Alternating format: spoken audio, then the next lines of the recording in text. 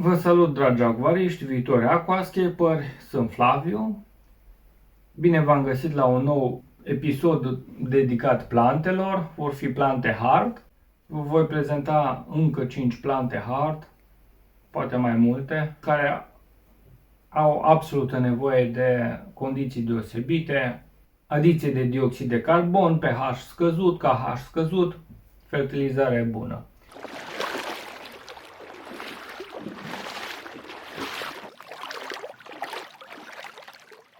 Începem cu Rotala macrandra variegated. Vedeți că are niște nervuri albe, din cauza aceasta se numește variegated. Tot așa o plantă pe care am obținut-o din Turcia destul de greu. Prima dată cred că s-a și topit și apoi am obținut-o din, nu mai știu, cred că din România. S-ar putea Marian să-mi fi dat specia după încercările nereușite. Ați văzut cum arată în gel.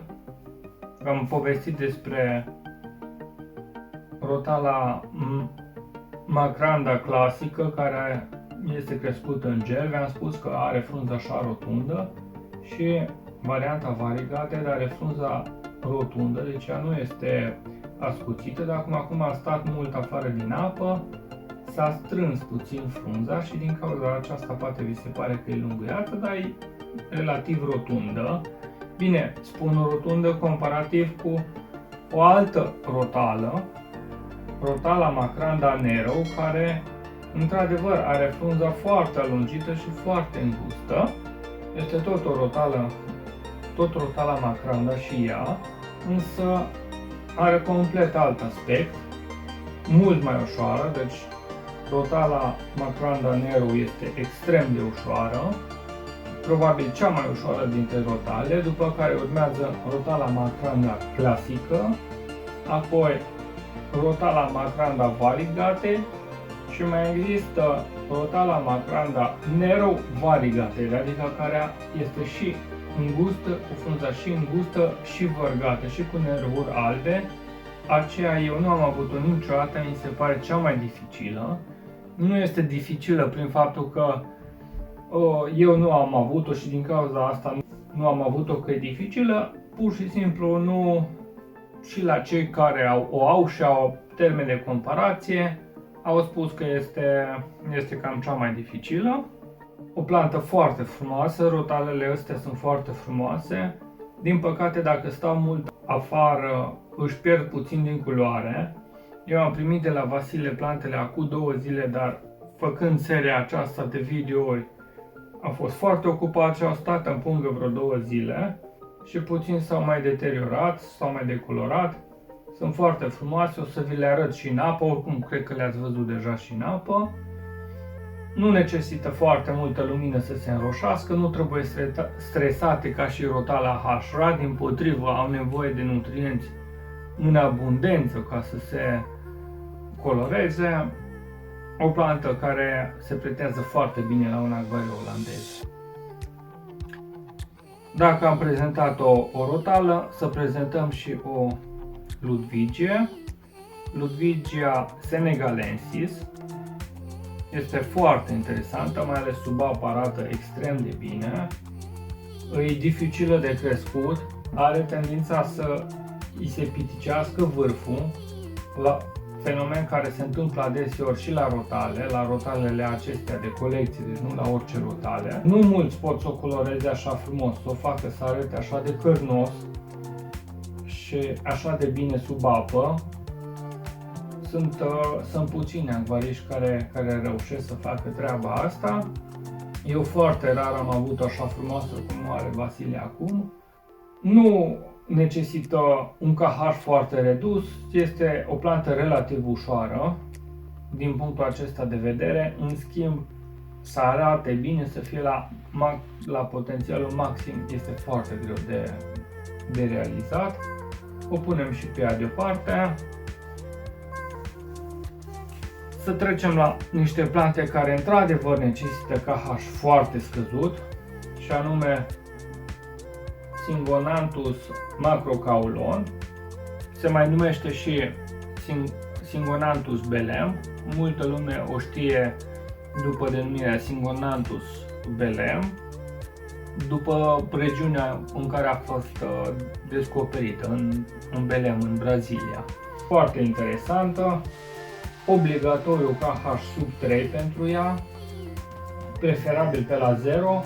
Dintre Singonanthus și este una dintre cele mai ușoare, să zic așa, mult mai ușoară decât sora ei mai mare, Giant, care are circumferința, arată exact la fel forma frunzelor și felul în care se înmulțește și forma plantei, însă circumferința este mult mai mare, din cauza asta se zice Giant.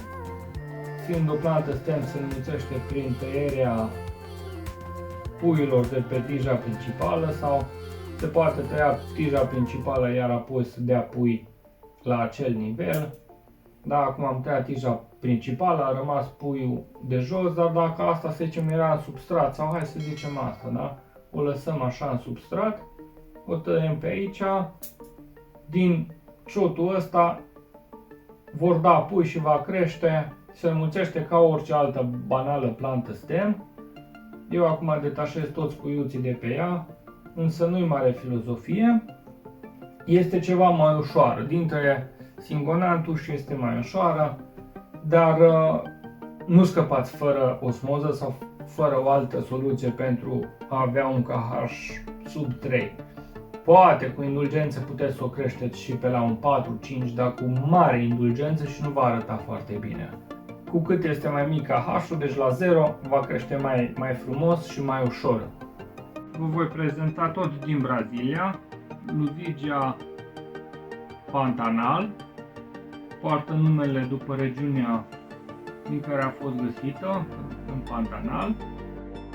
Ca să arate bine, are nevoie de nutrienți foarte mulți în coloana apei, nivele crescute de dioxid de carbon, are nevoie în special de azot.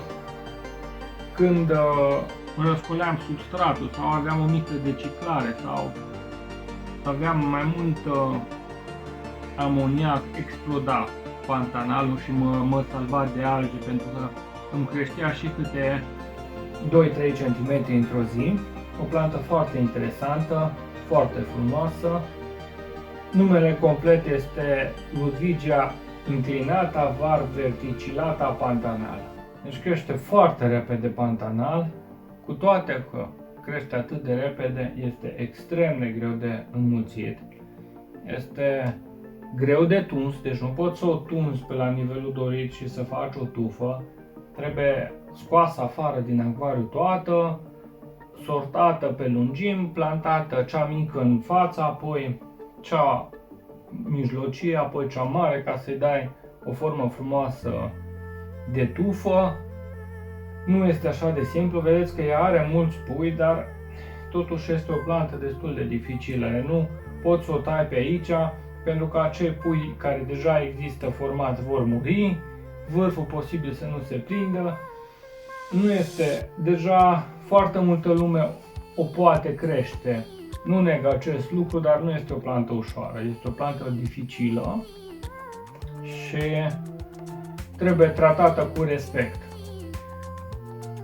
O punem și pe ea deoparte, de un portocaliu absolut superb, foarte bună ca punct focal într-un olandez. Iar sora ei, recent introdusă în hobby, Ludwigia inclinata var verticillata meta. Eu nu am avut-o. Diferențele față de pantanal mi le-a spus Vasile, pentru că neavând-o nu pot să mă pronunț. Este faptul că are tulpina mult mai subțire, este ceva mai friabilă, mai ușor de rupt, se rupe mai ușor, însă dacă se rupe vor crește plante de acolo. Spre deosebire de pantanal, se comportă mult mai bine la tunsoare, poți să-i dai o tufă și din foarfecă, mai ușor decât la pantanal, și este mai ușor de înmulțit, să zic așa, și de crescut, evident. Iar ca și culoare și ca și aspect, este foarte greu să o diferențiezi de Pantanal. Arată exact la fel, e la fel de frumoasă și ea, deci vă recomand cu căldură.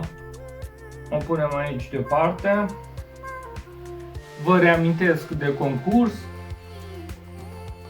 Nu uitați să vă înscrieți. Puteți să optați fie pentru plantele prezentate astăzi, bine, vor fi mai multe, nu doar aceste 5 specii, vor fi mai multe, fie pentru un pachet easy, în funcție de ce condiții aveți acasă, ce vi se potrivește mai bine, înscrieți-vă la concurs.